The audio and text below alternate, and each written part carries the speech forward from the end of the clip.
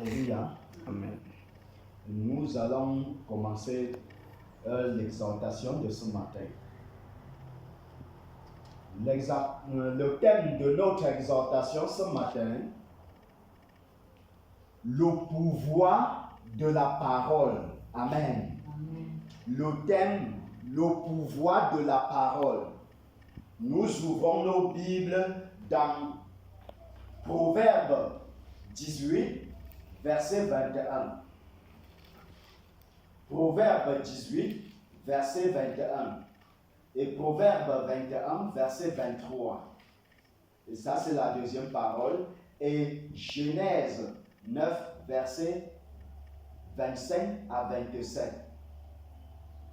Proverbe 18, verset 21, il est écrit: la mort et la vie sont au pouvoir de la langue.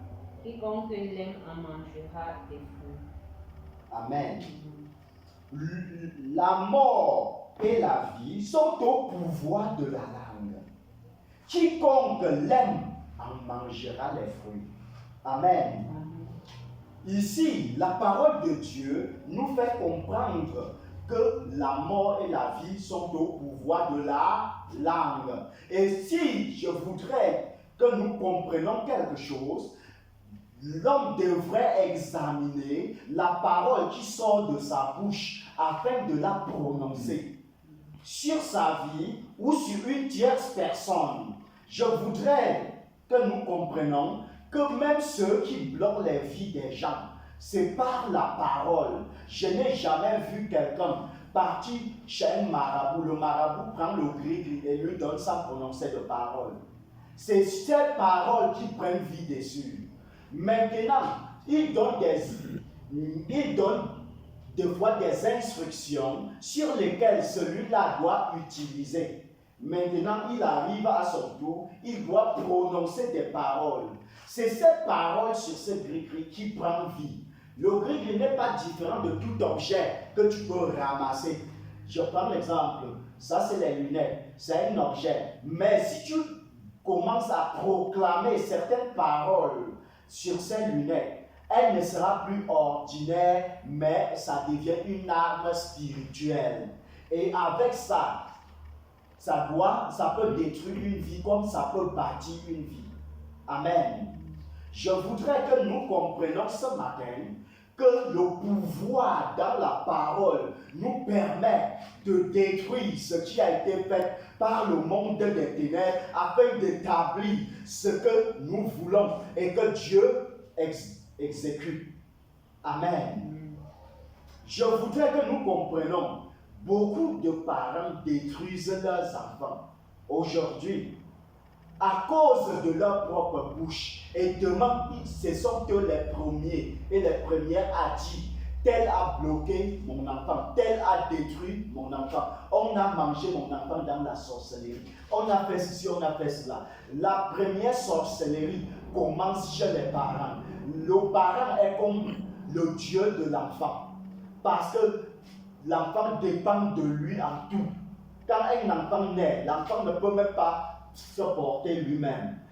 Le parent doit porter l'enfant. L'enfant, quand il commence à ramper même, ne connaît rien.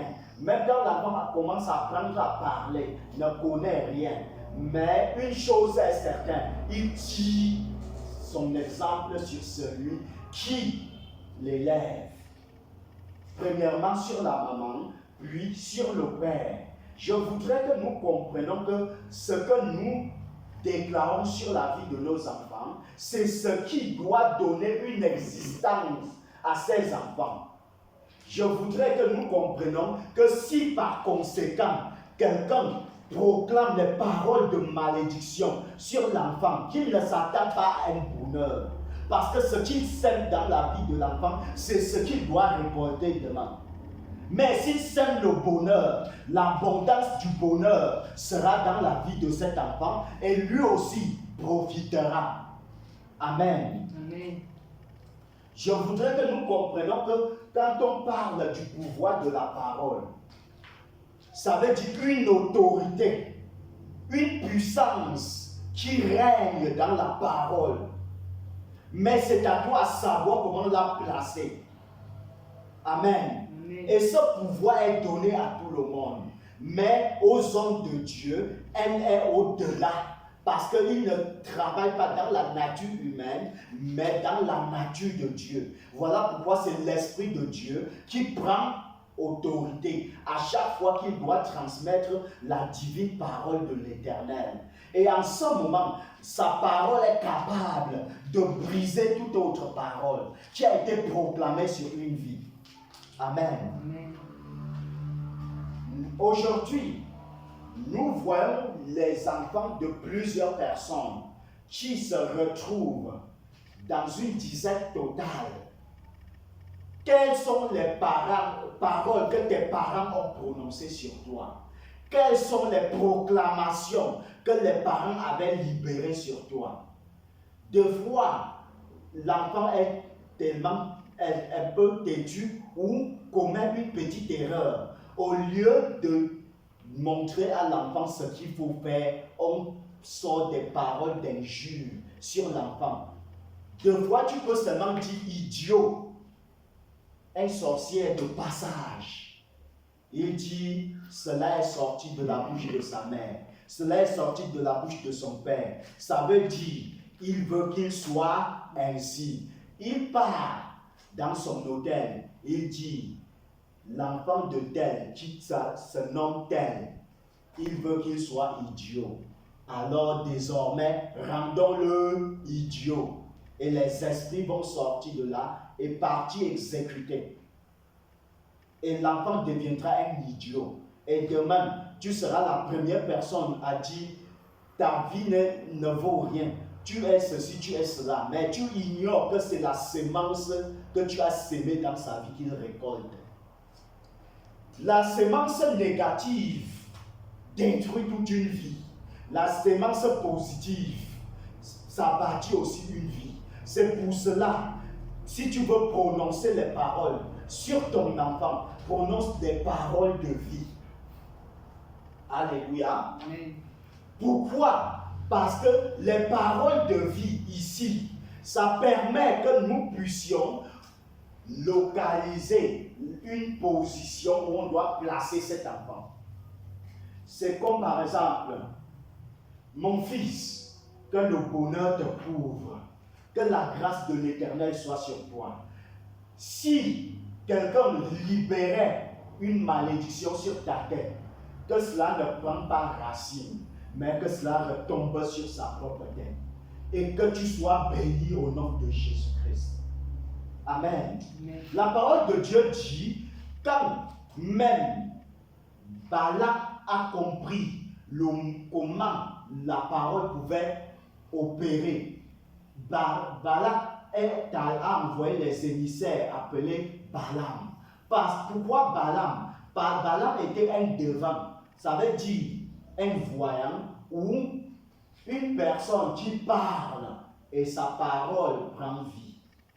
Et il savait qu'avec cette autorité, passant par lui, s'il maudit le peuple de Dieu, il parviendra à dominer sur eux. Ça veut dire quoi? Si quelqu'un proclame les paroles de malédiction sur toi, il te rend vulnérable. Mais si tu as la parole qui sort du Saint-Esprit, que Jésus a posée dans ta bouche, et que tu proclames contre toute parole que l'ennemi a prononcée, elle brise les paroles de l'ennemi et établit ce que toi tu désires. Amen. Amen. Je voudrais que nous comprenions que la parole que l'homme proclame sur sa propre vie aussi a de l'importance. Voilà pourquoi il y a certaines personnes qui ouvrent leur propre bouche et disent « Je suis seulement venu accompagner les autres ». Maintenant, quand un esprit reçoit cette parole et exécute sur sa vie, et il devient celui-là, en ce moment, il doit regretter, mais toujours accuser les autres. Cherchons nos propres erreurs sur nous et corrigeons. Amen. Pourquoi je le dis? Parce que quand tu corriges tes propres paroles, tu sais maintenant comment placer une parole.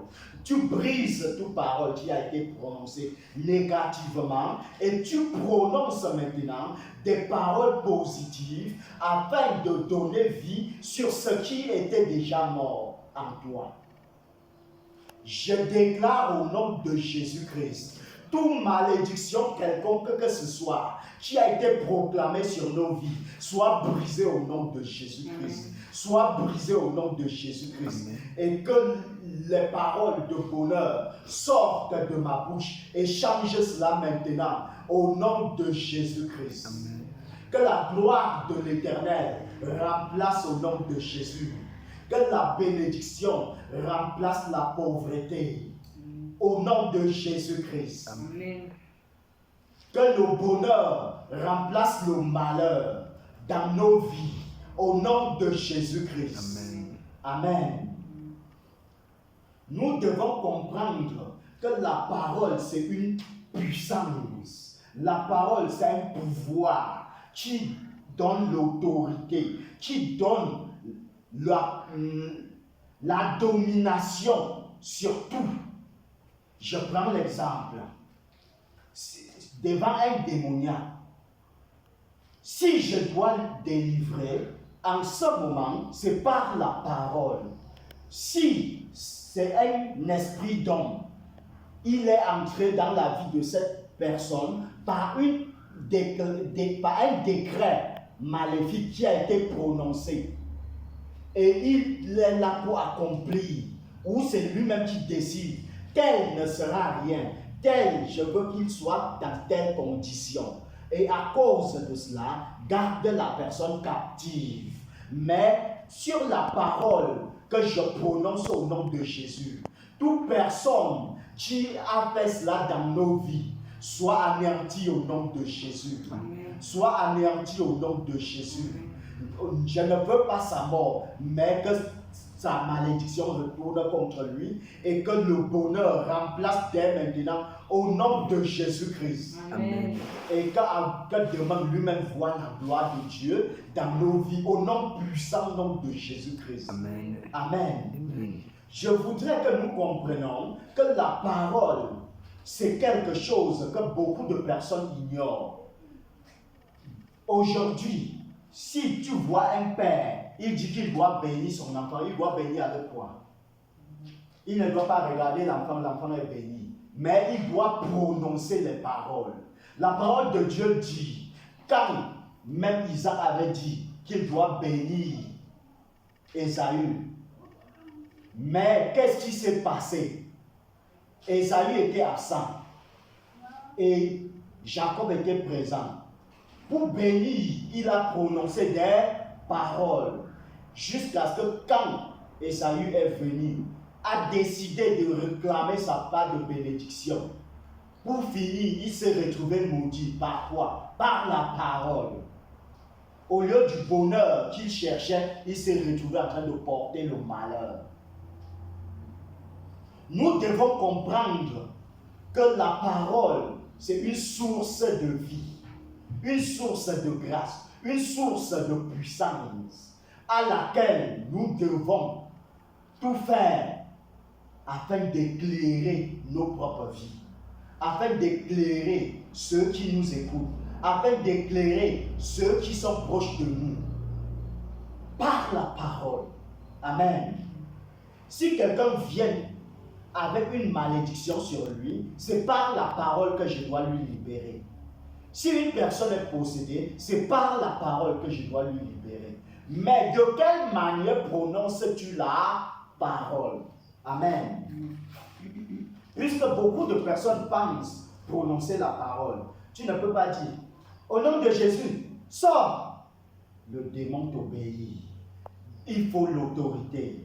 Et cette autorité, c'est une autorité qui sort du profond de ton âme. Parce que ton âme, ton esprit, quand elles sont unies et connectées à l'Esprit de Dieu, ça ne sort plus d'une nature charnelle. Voilà pourquoi il y a des moments que je chante tout simplement. Le démon dit, je ne veux plus entendre ce voix-là. alors qu'on n'est même pas dans la délivrance. Pourquoi? Parce que je ne chante pas d'une manière charnelle. Je chante parce que ça sort du plus profondeur de mon âme, de mon esprit. Et à cause de cela, ça bouleverse le monde des ténèbres. Ils sont déstabilisés rien que sur le son de ma voix. Alléluia. Amen. Je voudrais que tu comprennes ce matin que même l'enfant que tu accouches, prépare tout, cet enfant étant encore à la mamelle, même deux fois même dans le ventre. Beaucoup de femmes perdent leurs enfants à cause de manque de connaissances. Parce qu'il est écrit, mon peuple est détruit faute de connaissance. Quand la connaissance est là, quand ça ne va pas, tu sens que ça tourne mal, tu poses la main et tu commences à dire, je ne t'ai pas appelé dans ce monde, mais parce que tu m'as choisi, tu dois naître. Et celui qui se lèvera contre toi mourra. Et toute personne qui cherchera à te détruire sera détruite. Au nom de Jésus-Christ.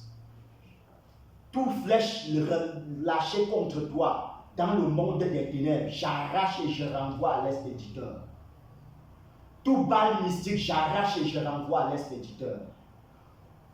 Tout décret des royaumes des ténèbres sur toi pour que tu ne puisses naître, je revoque et j'annule au nom de Jésus-Christ.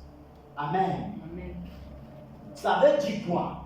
Au moment que tu revoques, que tu annules, elle est aussi annulée dans le règne spirituel et elle ne prendra plus vie. Au nom de Jésus-Christ. Amen. Voilà pourquoi nous devons comprendre que la parole n'est pas un truc à s'amuser avec. La parole, c'est une source de puissance. Si tu entends que quelqu'un a été maudit, ce n'est pas le vent qui lui a maudit, mais c'est la parole qui est sortie de la bouche d'une tierce personne ou d'un parenté ou d'une parenté. Amen. Puisque si c'est ta parente qui te maudit, ça veut dire qu'il donne l'accès à tout méchant de te maudire. Il donne l'accès à tout méchant pour ta destruction. Je déclare au nom de Jésus-Christ, par l'autorité céleste, toute malédiction proclamée par le monde des ténèbres dans nos vies soit brisée au nom de Jésus. Amen. Soit brisée au nom de Jésus. Amen. Prononcée sur notre tête, prononcée sur notre environnement, prononcée sur notre âme, prononcée sur notre esprit, soit brisée et annulée au nom de Jésus-Christ. Amen. Amen. Amen. Quelqu'un se posera des questions. Pourquoi parle-t-il de l'âme? Amen.